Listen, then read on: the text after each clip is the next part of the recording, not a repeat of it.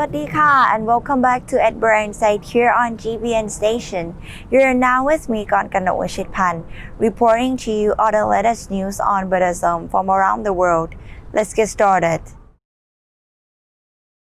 Residents of the large Chinese city of Chongqing, population 30 million, were surprised this week by the appearance of a 9-meter tall Buddha statue believed to date to the Qing dynasty.The statue missing its head appeared between apartment buildings dating to the 1990s and has been built along a steep, rocky slope. Earlier this week, officials in the city removed date trees and garbage that had accumulated on the statue over the years, revealing it to the public for the first time in decades. The statue depicts the Buddha in meditation posture, hands in lap with his legs crossed.The left leg and wrist have been severely damaged, but many details of the decades-old carvings still remain intact.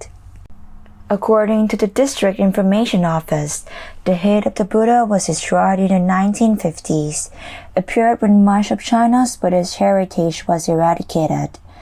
An accompanying temple called Lisu, believed to have been established between 1910 and 1940 in the Qing dynasty.However, a member of Nan'an District Cultural Heritage Department warned that speculation was spreading widely on the internet that it dates back to the Northern Song Dynasty, Southern Song Dynasty, or Qing Dynasty, she added.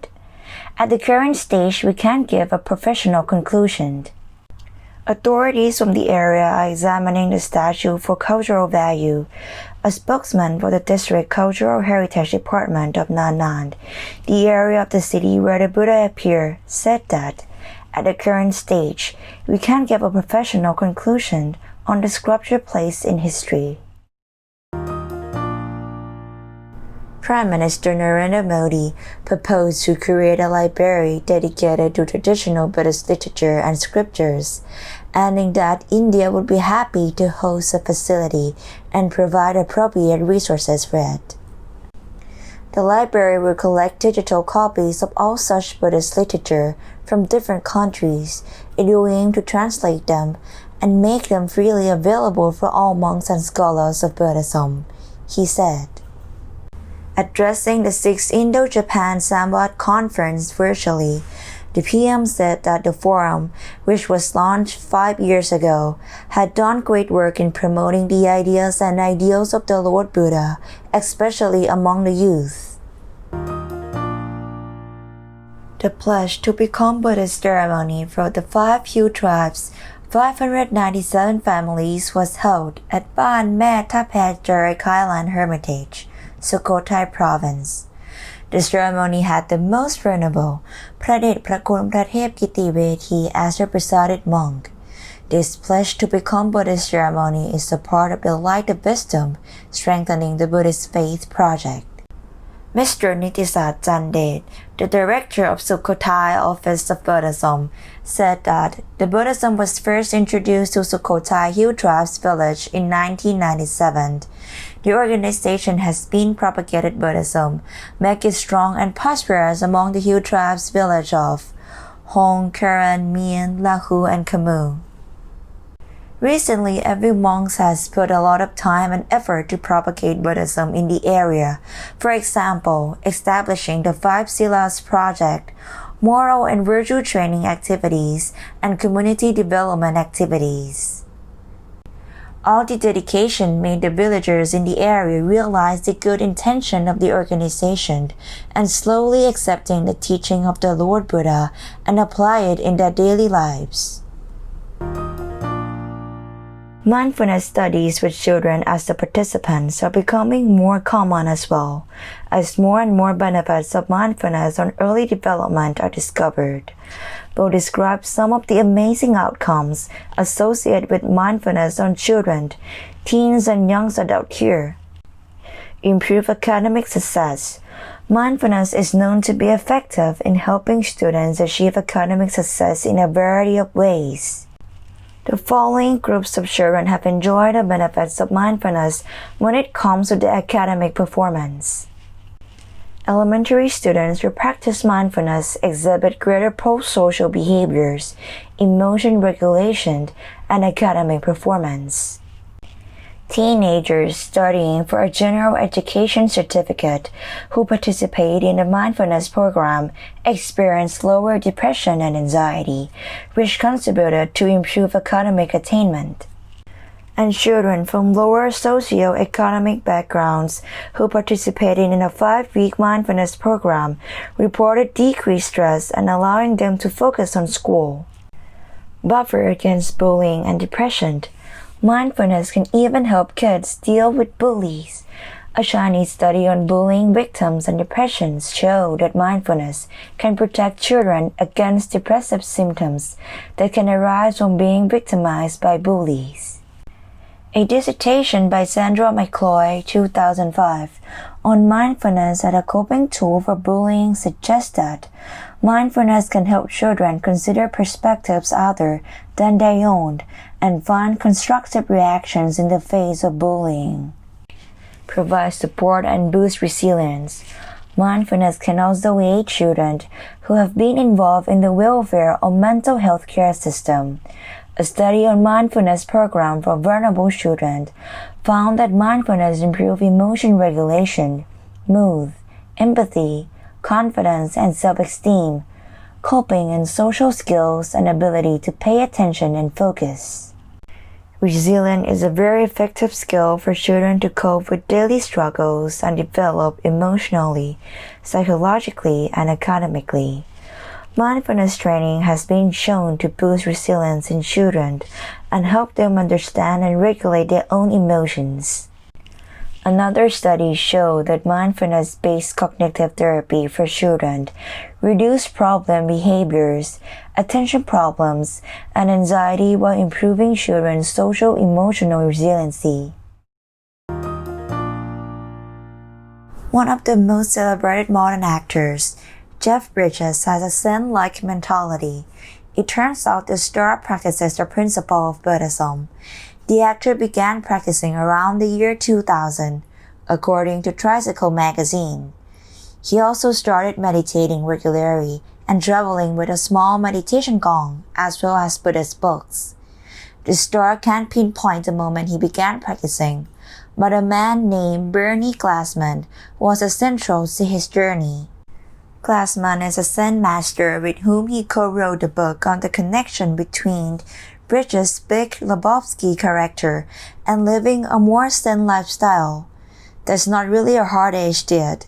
I'm just curious about all kinds of spirituality, he told Tricycle. The actor elaborated that his Buddhism is more like a general calmness. Technically speaking, I don't consider myself a Zen Buddhist or anything like that. The star explained to the Science of Mind in 2015. I enjoy all different types of philosophy, but I'm built sort of Buddhistically, if that's the word. I meditate when I'm working and not working. In honor of หลวงพ่อทัตตะชีโว 80th birthday, December 21st, 2020, at Brianside we'll be showing you his biography. Let's get started. A biography of Venerable Tatta Chiwo. Venerable Tatta Chiwo was born Padet Pongsawat on December 21st, 1940 to an agricultural household in Pakplan district of Kanchanaburi province. Venerable Tatta Chiwo's path on his pursuit of perfections is filled with lots of extraordinary thoughts and ideas. Since a young age, he had always enjoyed practicing meditation and reading books on all subjects, especially about the practice of meditation found in various ancient scriptures.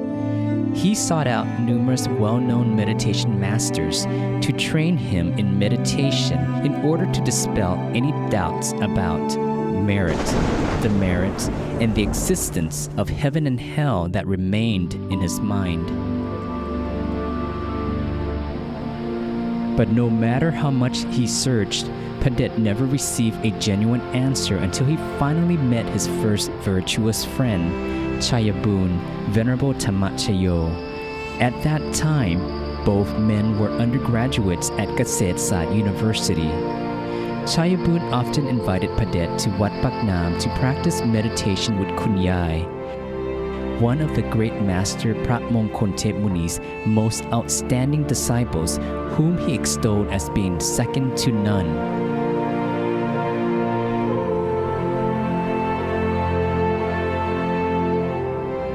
Padet's virtuous path on his pursuit of perfections began when Kunyai provided answers to questions that lingered in him and helped remove all his doubts. She was the only one who confirmed the existence of good and bad karma and heaven and hell. She had even once rescued her late father from the hell realm. Once Padet saw the immense determination and compassion in Kunyai's eyes, he immediately declared that she was indeed a bona fide teacher. He requested to be Kunyai's pupil, and from that day forward, he has fully dedicated his life to propagating Buddhism.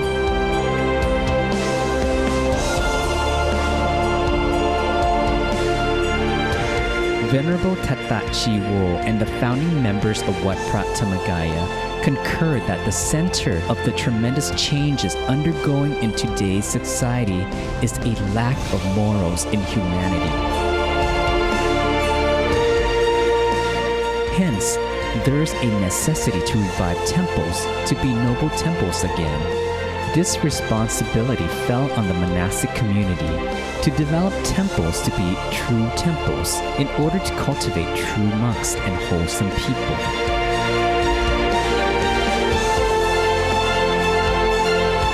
With this objective, Wat Prat Thamagaya designated different sections of the temple to accommodate the 4 key training in moral development for lay people of every age group.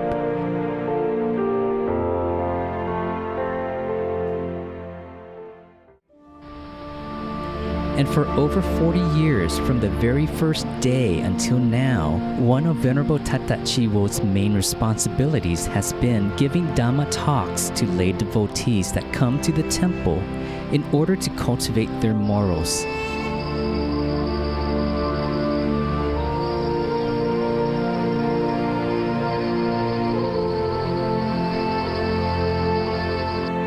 In addition, Venerable Tamachayo has delegated Venerable Tatta Chiwo to be in charge of training the monks and novices at the temple. And he has earnestly dedicated himself to cultivating them to be true monks and novices so that they can be exemplary models for the lay devotees and the country. Every newly ordained monks and novices undergoes training in order to have the same principle in propagating Buddhism and develop moral conduct befitting of a Buddhist monk. These are instilled through the practice of meditation, study of the monastic code of discipline, and preservation of the 4 basic necessities, establishing the temple and its sacred land to be the center where lay devotees can gather to practice Buddhism. From the very beginning, Venerable Tatta Chiwo has dedicated himself to the study of the Tipitaka and became an expert in the Buddhist scriptures that he's able to adapt them to his training curriculum for the monks, novices, and full-time male and female lay staff. One of his popular maxims is, whenever we do anything, we must base it on the teachings of the Buddha.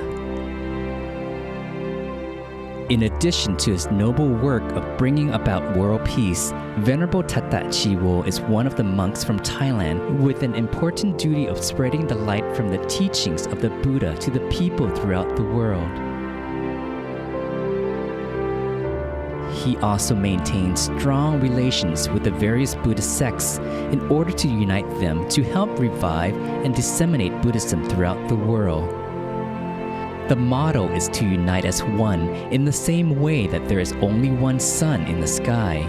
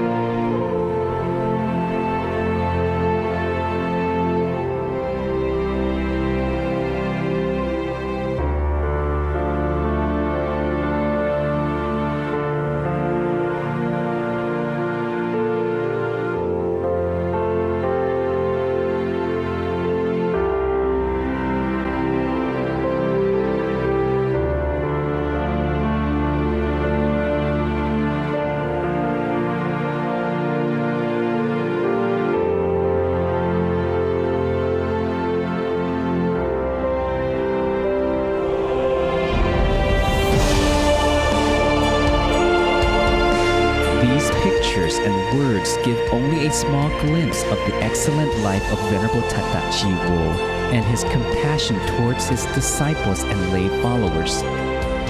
The limitations of words may prevent them from expressing everything to its fullest extent, but it can be understood by the enormous hearts and minds of the pursuers of perfections.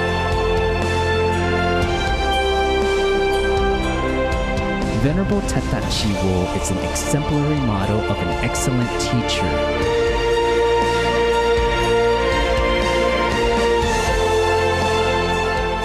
He is steadfast and an advisor who patiently guides us on the path to Nibbana.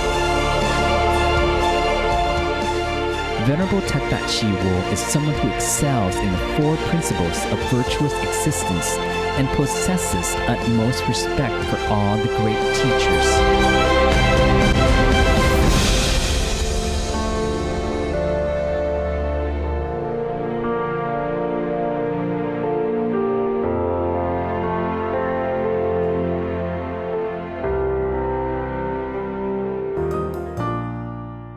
On behalf of the Magaya disciples from all corners of the world, I would like to express our gratitude to Longpo Tata Chiwo, a teacher who devoted his entire life to Buddhism.